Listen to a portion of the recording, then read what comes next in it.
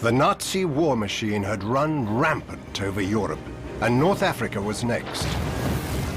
But an island of resistance stood in the way, defended by a handful of RAF pilots and planes that became the stuff of legend. Malta, this tiny little dot in the middle of the Mediterranean, absolutely holds the key to success in North Africa. Outnumbered and outgunned, the island defenders were inspired by a maverick Spitfire pilot who cut a swathe through the legions of Hitler's Luftwaffe. He was the most authentic fighter pilot on our side of the war.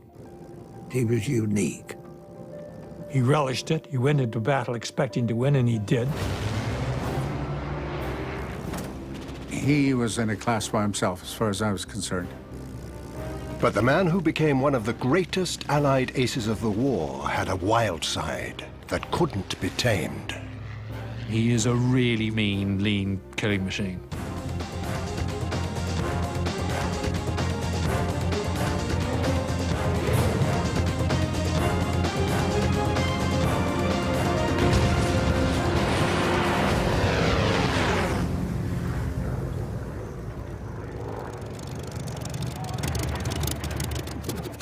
Malta was besieged, and much of it bombed to ruins when a Canadian pilot landed at a makeshift airfield.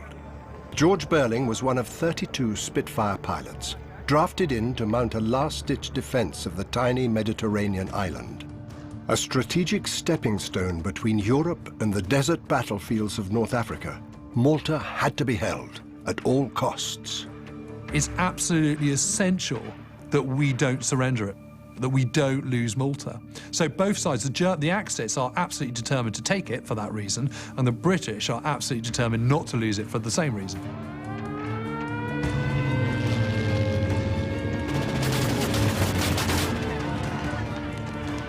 By the middle of 1942, Malta is the most bombed place on Earth. In 2 months, more bombs fall on Malta than on London in the entire Blitz.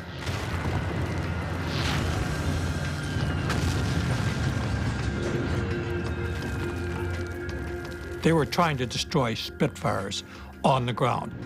The Germans aimed to pound the island into submission before landing an invasion force. Ian McLennan was another Spitfire pilot, dodging bombs and bullets on Malta. And sometimes you're sitting there waiting to take off in your aircraft, and the bastards are coming over. They're still not letting you off. You think you're going to get hit by bombs or strafe by 109s. Under constant attack and short on fuel, food, and ammunition, it was a nightmare posting. But for a pilot who relished a fight and loathed the rules and regulations of home base, Malta was a chance to let instinct fly.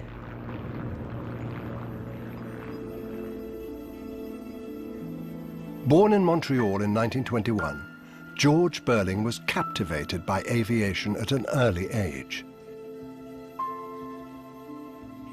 At the age of 9, he suddenly becomes obsessed with flying. He lives fairly near this airfield, and he starts seeing them, and he thinks, that's the life for me. I want to be an aviator. I want to be a pilot. If you're a young boy growing up in the 1930s, your point of reference is the First World War and the great fighter races, and it's that combination that he's very excited about. It's a combination of shooting and flying. Anyone can fly, anyone can shoot, but can you do the two things together? And that's what most people can't do, and it's one thing he's absolutely determined to become an absolute ace at. Hitler's pursuit of another world war gave the young Canadian a chance to fulfill his childhood dream. He thinks, I want a piece of this. This is great, because this is where I can be a proper pilot. Not only can I fly planes, I can also shoot down other planes. Younger brother Rick remembered his teenage brother's desperation to join the Commonwealth forces in the fight. My dad went with him to the recruitment center, and they said, no, you're too young, and furthermore, you have to finish your high school before we'll look at you. So he said to Dad that he said, well, I'm going to go to England and join the RAF. He goes on a merchant ship all the way across the Atlantic. The convoys were easy meat, and just as they're approaching Ireland, he's coming under an attack by a U-boat, and where large numbers of that formation are being sunk. He then gets to Glasgow, jumps ship, goes to an RAF recruiting officer, and the RAF recruiting officer says to him, "I'm really sorry, you don't have a birth certificate." The young Canadian was sent back into the U-boat-infested Atlantic. He eventually gets back to home to Montreal, and his mother goes, "George, where have you been?" He said, "Well, I've been to Glasgow to try and join up in the RAF, but I didn't have my birth certificate." And he goes all the way back on the same ship, back over to Glasgow. And the RAF recruiting officer goes, "Well, have you got them now?" And he says, "Yes." George Burling began operational training at an RAF base in North Wales. His instructor wasn't much older, 21-year-old Battle of Britain veteran Tony Pickering. We realised he was an excellent pilot. He probably only flew a few hours on a Spitfire. He was flying it just as if he'd been born with a Spitfire. He could operate that Spitfire quicker and more efficiently than any other trainee pilot I ever knew.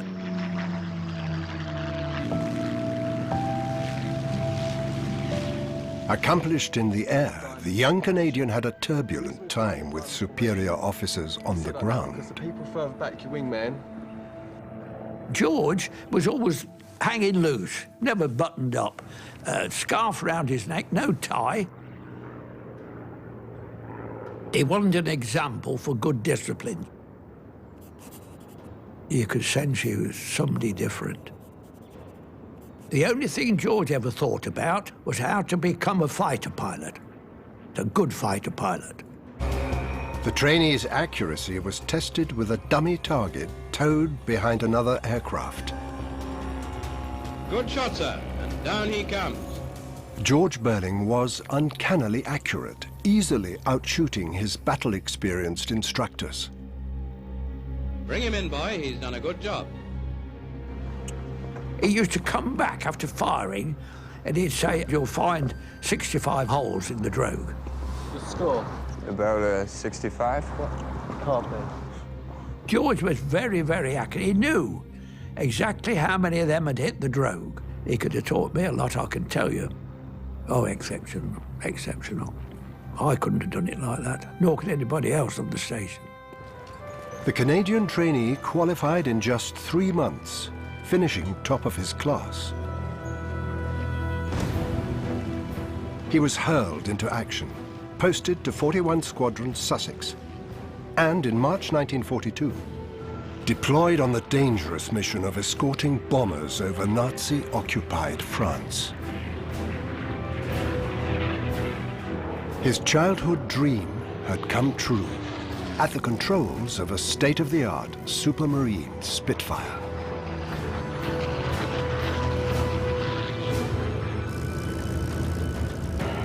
He soon scored his first kill. A Fokker-Wulf 190 fighter.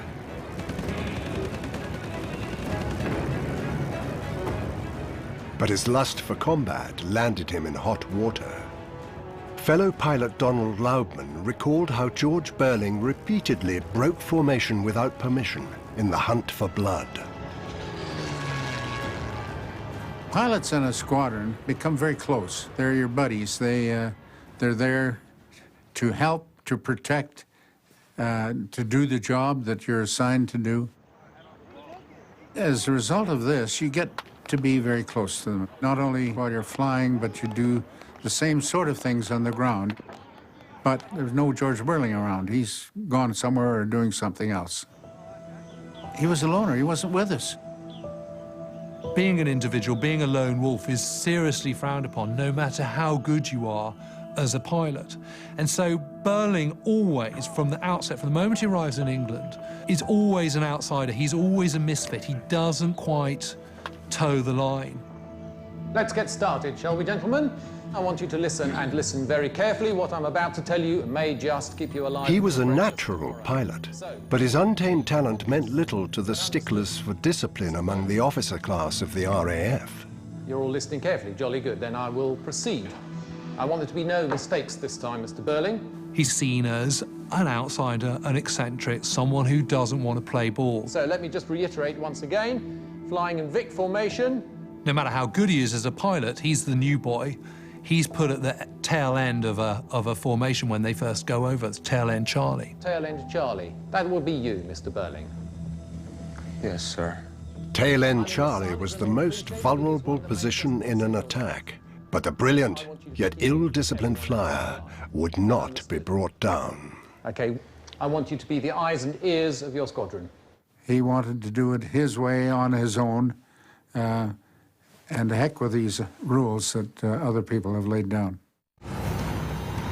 A young, unpopular and unorthodox Spitfire pilot, George Burling, was demoted to the vulnerable tail of a bomber escort formation over occupied France. Blue 4, bandits at 2 o'clock, high. His sharp eyes spotted German planes his fellow RAF pilots couldn't see. Bob Middlemas was one of them. He spotted some 109s at 2 o'clock high, reported to the wing commander, and there was nothing we could see. The wing commander asked, did he still have them in sight? Yes, sir. 2 o'clock high, closing. There's nothing there, damn you. Get off the radio.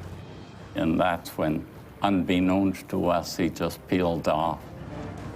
The Canadian abandoned his tail position without permission, leaving his fellow pilots vulnerable to attack. But his eyes hadn't let him down.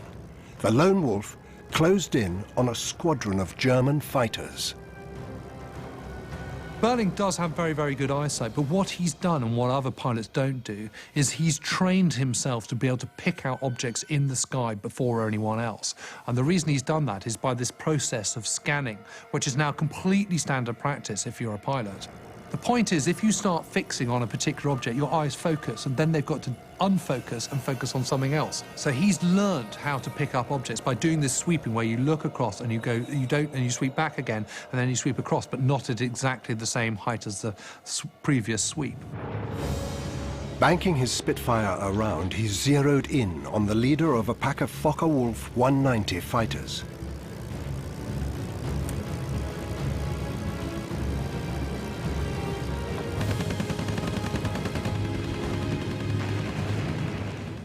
The rest of his squadron was unaware, unable to see him. He had vanished and was presumed missing in action. We did our trip, came back, no Burling, so we thought, just lost another one. And then suddenly over the aerodrome comes this Spitfire. When he landed, he said he had shot down a 109 from some special angle. I think we all thought, well, here's a Sprague pilot trying to make a name for himself. Already infamous for his shabby dress and ill discipline, the Canadian upstart was hauled before his superiors. He had to justify deserting his squadron over enemy territory.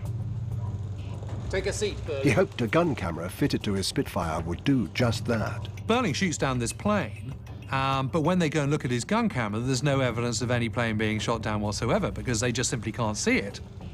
The film was blank. Superior officers took a dim view of bogus claims and apparent insubordination. It's about the team. The flight commanders, I don't think really trusted George in the air. George wanted to be on his own, not flying in a formation with 12 other airplanes. George Burling was grounded. But even on the ground, he was able to hone his killer instincts. George would be sitting outside the dispersal hut. His hands would suddenly clench. And then a few seconds later, up they would go. He was practicing deflection shooting on a bird. Deflection shooting is the art of estimating exactly where a moving target will be when the bullets hit. When he started, you couldn't see anything at all, but within a couple of seconds, very short, you suddenly see a crow or a starling. It had to be a fast bird, something was flying fast. Seagull, something which was moving, and George would follow it through. It got the deflection right, down it would come in his imagination. Down it would come. Nobody else would know, but George was doing that, practicing deflection shooting all the time. Burling is one of very, very few pilots that masters deflection shooting. And that's very, very hard to do because you've got to take into account the speed you're going, the speed your enemy is going, the speed of the bullets, and the fall-off of the bullets, because, of course, bullets don't stay at the same height that you're firing them. It explained why the sky in front of his gun camera seemed empty. It recorded the spot where the German plane would be struck by bullets before it actually happened.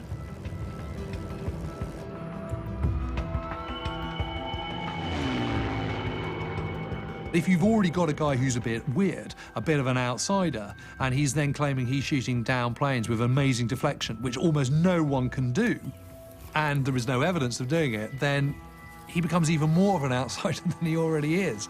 It's a sort of vicious circle.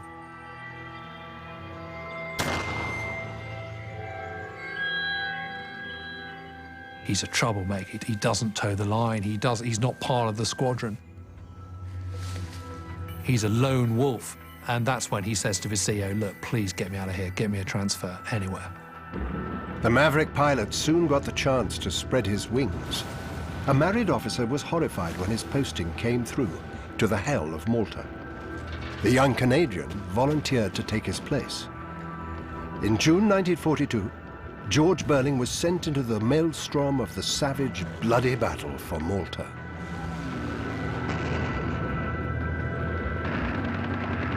It was the key to that whole area. A, because of the activities on this north shore of the Med involving Italy and Mussolini and company, and also in North Africa, where General Rommel was going full bore. Erwin Rommel's Africa Corps was poised to take control of the Suez Canal and key oil fields in the Middle East. It was vital that the battered British garrison on Malta held on to the strategic stepping stone. Malta stood between occupied Europe and Rommel's Africa Corps. Allied high command were terrified that Rommel would be able to move east, capture the oil fields, and eventually join up with the German army in Eastern Europe. It was up to pilots such as Burling to keep the Germans out of Malta so that the Allies could threaten Rommel's supply lines. But although the island was still in British hands, getting there involved a long and perilous trip. From Gibraltar, George Burling and others were ferried by aircraft carrier into the Western Mediterranean.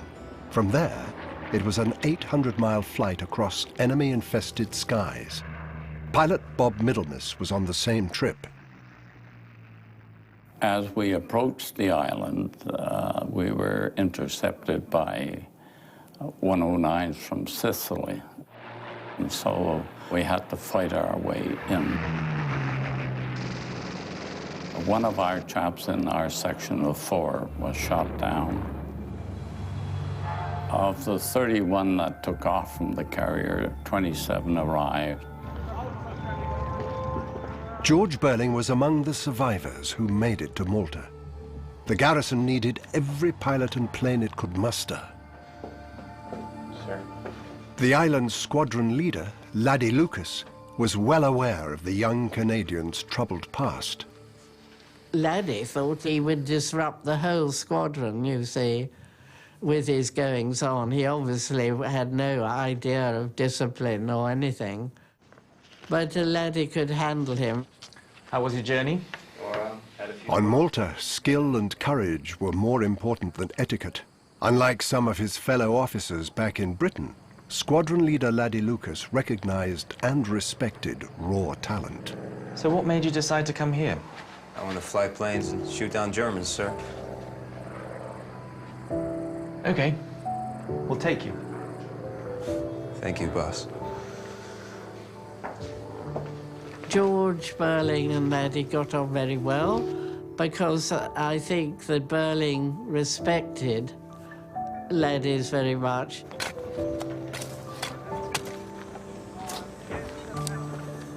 Laddie thought that he was the most fantastic pilot, incredibly brave and shooting down all these planes. It was something any commander, squadron commander would love to have. So they did all right.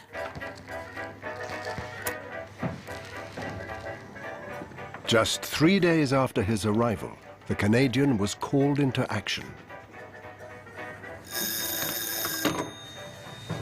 Scramble!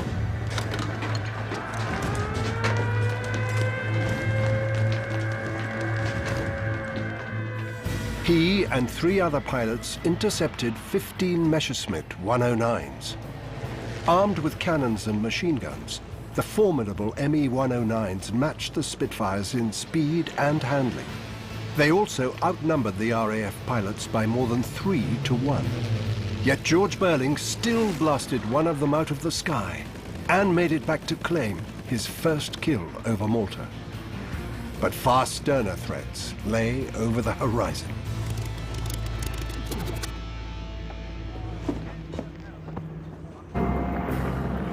Weeks later, waves of hundreds of Axis fighters and bombers closed in on Malta, aiming to wipe the RAF off the island.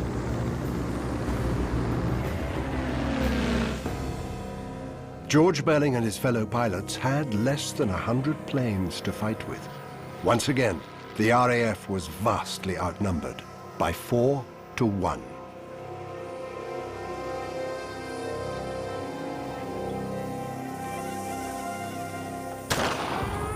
To have any chance of surviving and fighting back, they had just 90 seconds to get airborne. On the ground, they were sitting ducks, but in the air, their Spitfires could climb 3,000 feet a minute, giving them the decisive advantage of height. You all hunt together in the Malta formations, and it was disciplined.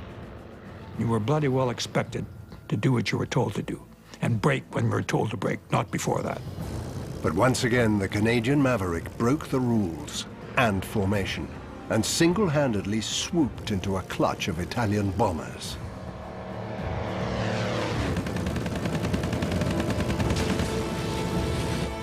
I think he was impatient. I think he thought, why the hell am I here? I can go out there and kill some bloody Germans. Let me go. And he did. Being in a dogfight suggests that it's a fight to the death, and it probably is. You don't want to get hit. You're trying to outsmart the son of a bitch and get inside him. It's instinctive. You can't be trained not to be scared. His first target was a 3-engine Italian Cant bomber. The pilot wiped out with a burst of fire into the cockpit. He then went after the fighters, hitting the fuel tank of an Italian Macchi that burst into a ball of flame. George Burling scored a hat-trick when he sent another Macchi plunging into the sea. He shoots down 3 confirmed and 1 probable on that day alone. Now, to put that in some perspective, only about 10% of fighter pilots ever get to a stage in their entire flying careers where they've got 5 confirmed kills.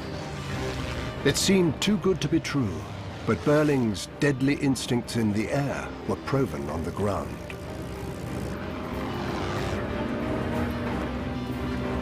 When he was talking to the intelligence officer and recounting what he had done, there was one case where he said, I shot a Messerschmitt 109, I hit it on a deflection shot, I came in at an angle, and I hit it above the starboard root wing, got it in the engine just beyond the cockpit. And the intelligence officer says, well, I'm really sorry, no one can confirm that, so I'll just have to put it down as a probable. Later that day, a report comes in of a Messerschmitt having crashed, you know, somewhere on the south of the island near the Dinkley Cliffs or something. And they come in and they go, yeah, and it was shot all the way just along above the starboard wing, you know, exactly where Burling had said it was. And he got his confirmed kill. He'd already shot down 3 enemy planes, but there was barely time to refuel before crack Canadian pilot George Burling was sent back up. You're looking for the Germans, and the first thing you see are little specks. And that's the fighters. They're ahead of the bombers. And that's the enemy. Well, he used to see before anybody else saw. 2 formidable Messerschmitt 109s were closing in from behind.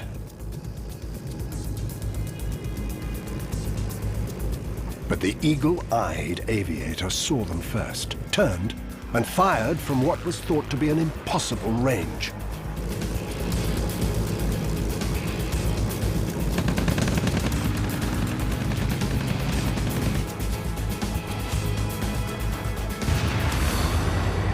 He shoots down a Messerschmitt 109 from 800 yards. I really can't impress upon you strongly enough just how extraordinary that shot is. Effective range really is only about 450 yards. To shoot something at 800 yards, that's almost half a mile. A plane at half a mile is a pinprick. It would prove to be one of the most extraordinary aerial kills in the war. Nice work, Sergeant. Unconformist and insubordinate, it was his exceptional talent that made him a star in the skies over Malta. Malta, because of the unique situation of it being small, being so undersupplied, because the normal decorum, the normal spit and polish, the normal kind of ethics which are absolutely imbued within anyone who's in the RAF have gone out the window. Someone like Burling, who's a complete maverick, a complete oddball and eccentric, this is a place where he can thrive. It's his kind of environment. There was no room for snobbery in the desperate do-or-die battle over the ruins of Malta. It was results that mattered most. And against all odds, George Burling's 249 Squadron was beating the Axis back. For the first time in his life, really, Burling starts making friendships with people his same age, his contemporaries, in a way that he hasn't done before. Accepted and admired by his fellow pilots, the young Canadian was still a bit of a loner. A committed Christian who didn't drink, he stayed on base whilst his comrades let off steam in the bars and brothels of Valletta. He spent his time honing his deadly skills for the next battle ahead. He would just spend his time honing his skills. So he would continue practicing his sweeping, he would kill flies. There were also a large number of stray dogs around, and he used to practice shooting them through the eyes with his pistol, which is quite hard because pistols don't have, particularly revolvers, don't have great range, but he would always do it. And this was another way of improving his marksmanship. He would work out things that could improve his performance, and he would make notes about sorties he'd been on. He had all these formulae which he could call upon, but he had honed them so well that after a while it just became instinctive that he could make the mental calculation in the nanosecond that was required. The Spitfire's 4 machine guns were calibrated to converge on a deadly sweet spot some 320 meters away.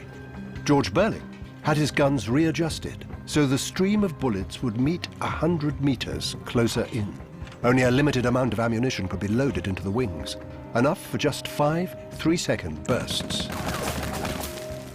The Canadian reckoned that the closer he got, the fewer bullets he'd need, and the more kills he could make. You're closing. You hold off, you hold off, you hold off until you get on top of them, and then you press the button. Burling proved that you could not have to waste ammunition. He could maybe fire 2 shells, and the poor chap in the other airplane was no longer there. Because he only ever requires a 1 or 2 second burst, his guns don't jam. So if you've got best part of 15 seconds worth of ammunition, he can make every one of those 15 seconds count in a way that the vast majority of fighter pilots can't. You don't want to waste what limited ammunition that you have on board, because when it's gone, you're no longer a fighter pilot. You're just a rider in an airplane. George Burling made a final ingenious adjustment. Usually, every fourth bullet was a bright phosphorus tracer to help pilots take aim. But the Maverick flyer trusted his keen eyesight and asked his armorers to replace the tracers with normal rounds. It meant that the enemy couldn't see them either.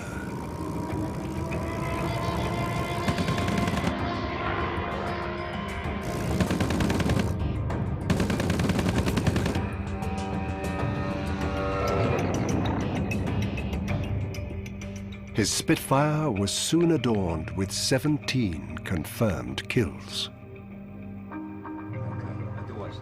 News of his exploits spread, and the man who had defied the orders and the etiquette of senior rank was himself promoted to the officer class. Fellow pilot Bob Middlemiss remembered the Maverick's reaction. Burling dashes in off the aerodrome in short pants, covered with dust, sweaty as anything. And of course, Burling said he didn't want a commission. The airmen won't look up to me then, all this saluting. Typically, he did not conform and refused to wear his officer's uniform, preferring to show his class in the cockpit of his trusty Spitfire. By the end of July, his score is rapidly mounting. He managed to shoot down 4 in one day. One of the people he shoots down is a key Italian commander.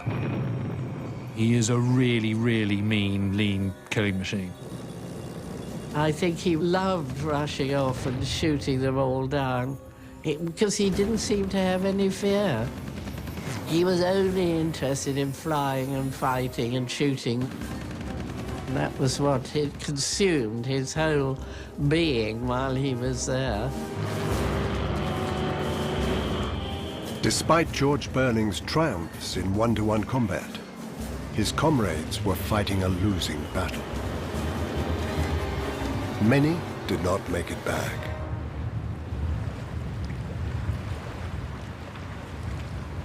These losses invariably took one of your buddies with them. It's not something you could do anything about. You were fighting to avoid that, but it happened. It was tough when you'd lose a good buddy, and we saw that happen all too often.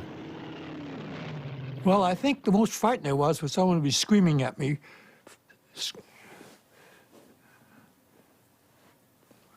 I think when I'm flying along, the worst I think I've had scares. I've been flying along and somebody says, "Break!" You knew that someone was trying to kill you right away, so you went into a dive, into a spiraling dive, not trying to find out who he was or what he was, do a really remarkable escape job.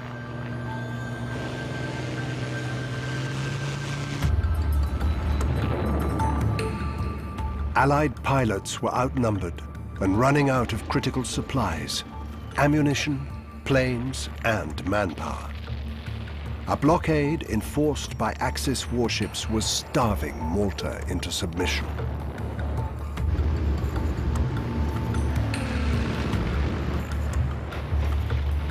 The Navy had gone because they simply were just being sunk one after the other. There was a complete blockade, running out of aeroplanes, running out of oil, out of petrol, practically nothing to eat. It was absolutely awful. It was a tough island. Towards the end, the Malta people were nearly starving to death. We were hungry all the time. We really were. And we got better food than they did, I'm sure. We had corned beef canned in 1919 in South America. I can taste corned beef for years after. There was a thing that a lot of us got, perhaps all of us did from time to time, was Malta dog, which is a form of dysentery.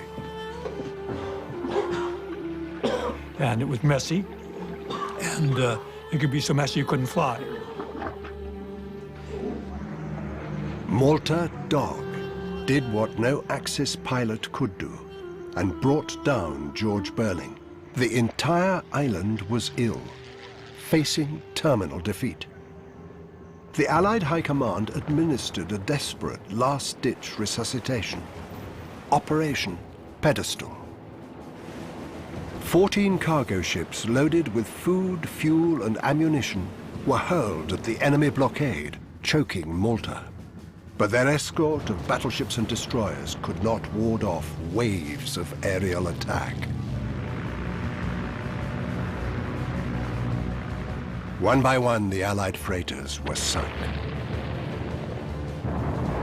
The massive oil tanker, Ohio, was a key target for German planes. It gets repeatedly attacked, repeatedly hit. At one point, a Stuka actually crash lands on its deck and explodes, but it doesn't blow up. It's absolutely dead in the water. 5 of the original 14 cargo ships limped into Valletta Harbor, including the stricken Ohio. The life-saving supplies meant that Malta could fight on for a while longer, a desperately needed boost in material and morale. Just as it's coming into Grand Harbour, Burling, the great ace, the one that everyone knows on the island, flies up the length of Grand Harbour in his Spitfire upside down.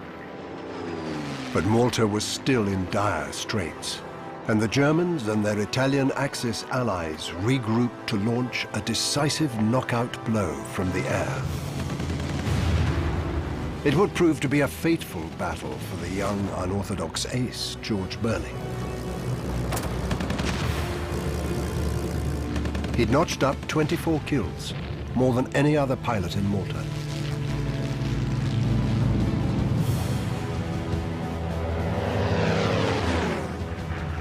In October 1942, the Luftwaffe led another devastating mass raid on Malta.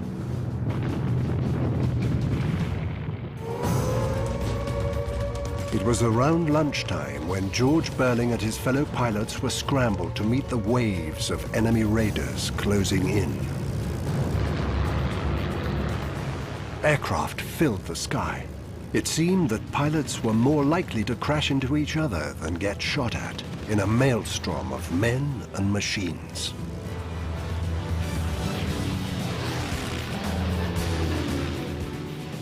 Burling's first target was a German Junkers 88 bomber about to unload. He had one of its 2 engines in his sights.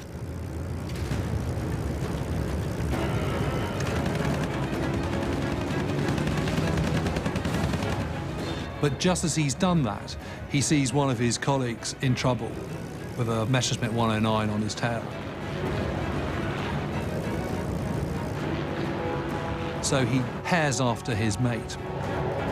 Distracted, the Canadian ace didn't see the Ju-88's rear gunner taking aim at him. One of the rear gunners on the burning bomber opens fire and hits him a couple of times. Wounded, he plunged his Spitfire into a steep dive to escape. But 2 Messerschmitt 109s were lining up on his tail to finish him off.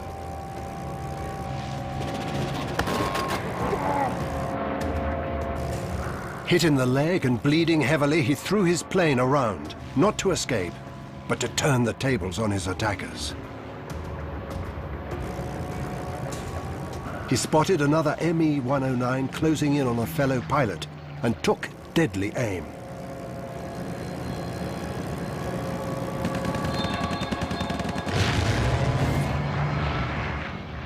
But the Spitfires were outnumbered, and another German fighter was quickly on his tail.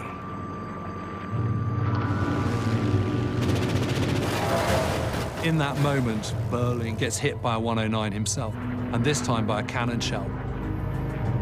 And he bails out. He has to bail out. He can't go on. He's badly, badly wounded. Having beaten the overwhelming odds against him for 20 weeks, the Spitfire ace was out of luck. Dangling on the end of a parachute, one of the greatest Allied aces of the war, was helpless. But just as a German plane closed in to finish him off, a Spitfire flew in to the rescue.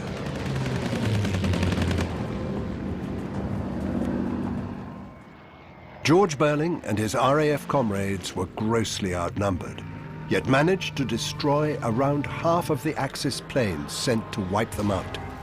The brave defenders of Malta landed a stunning counterblow that forced Hitler to change tactics. Hitler says, no, we'll hold off on Malta, let's go for Egypt. Hitler's more of a land warfare man. He doesn't like the idea of airborne or seaborne invasions. And so that one golden opportunity to really invade Malta goes. The lifting of the siege of Malta has always struck me as one of those turning points of the Second World War. Before, the Allies were on the back foot. Afterwards, they appeared to be on their way to victory. After months of recuperation, George Burling returned to Canada a hero. The air ace who led the fight back that broke the siege of Malta. But the solitary young man, dubbed the Falcon of Malta, was not suited to public relations and yearned to be back in the air.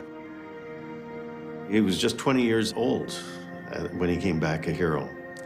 And he was put into the spotlight every place that he went, and it was not a place that he felt comfortable. The intent of the Air Force at that time was to put him on a bond tour across Canada, and he had to be making speeches. He didn't cope with that very well. I know he didn't like it. He wanted to get back to action. Because he turned and looked at me just as I had a bead on him. So I could see all the details in his face. One of my cannon shells cut him right in the face and blew his head right off. He's very uncomfortable in that public glare, and he starts being a little bit too graphic about the descriptions of killing Italians and Germans over Malta. The body slumped that side, and the slipstream cut the neck bone, the stub of the neck. Anyway, the blood just streamed down the side of the cockpit. The only time, I tell you, it gives you a feeling of satisfaction, you know, when you actually blow their brains out. What he had seen in Malta, I'm sure troubled him a lot.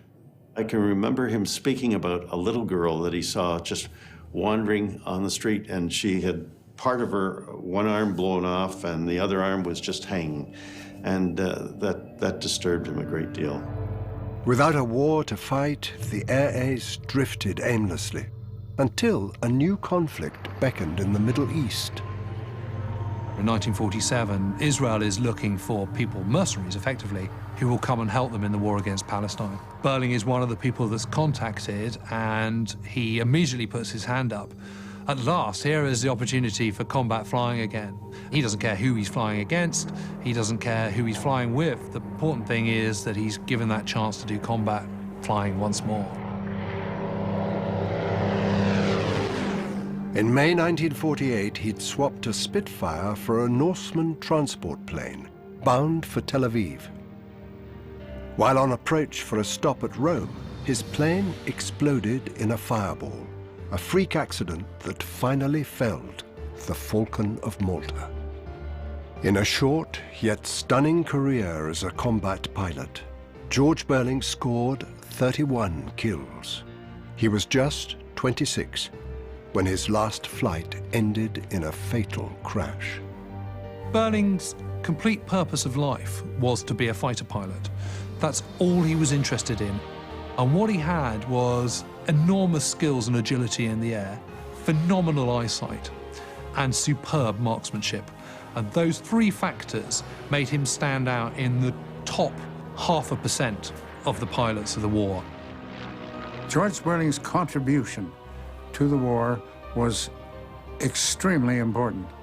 He destroyed a lot of enemy aircraft. He helped to a very large degree to deflect, halt, prevent the invasion of Malta and hence Southern Europe. George, in my opinion, was the finest fighter pilot, and I went all through the war as a fighter pilot. I met some very distinguished fighter pilots. But George was my number one.